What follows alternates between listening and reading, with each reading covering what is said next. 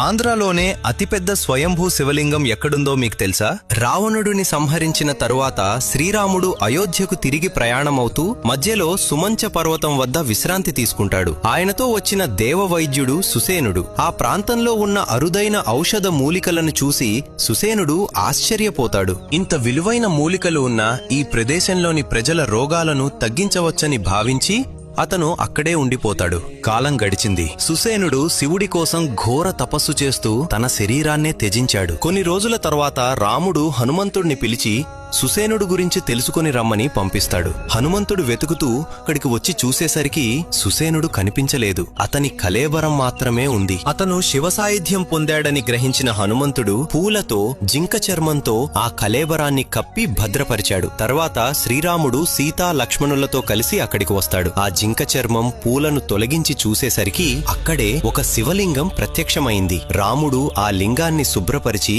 భక్తితో పూజ చేయడం ప్రారంభించాడు. పూజ చేస్తున్నంతసేపు ఆ శివలింగం క్రమంగా పెరుగుతూ వచ్చింది. పూజ ఆపగానే ఆ లింగం పెరగడం ఆగిపోయింది. ఆ ప్రాంతాన్ని పాలించే రాజు ఎప్పటినుంచో ఈ శివలింగానికి గుడి కట్టాలని అనుకుంటాడు. కానీ శివుడు అతని కలలో దర్శనమిచ్చి, నేను ప్రజలకు ఎండల్లోనూ వానల్లోనూ ఇలాగే దర్శనమివ్వాలనుకుంటున్నాను, నాకు ఎలాంటి గుడి అవసరం లేదు అని స్పష్టం చేస్తాడు. అప్పటినుంచి ఆ శివలింగానికి గుడి లేదు. ఇప్పటికీ టెక్కలిలోని రావి వలసలో ఎండల మల్లికార్జున స్వామి మనకి స్వయంగా దర్శనమిస్తూనే ఉన్నారు. శివుడంటే మీకిష్టం ఉంటే కామెంట్లో హరహర మహాదేవ్ అని రాయండి. తప్పక అనుగ్రహం కలుగుతుంది.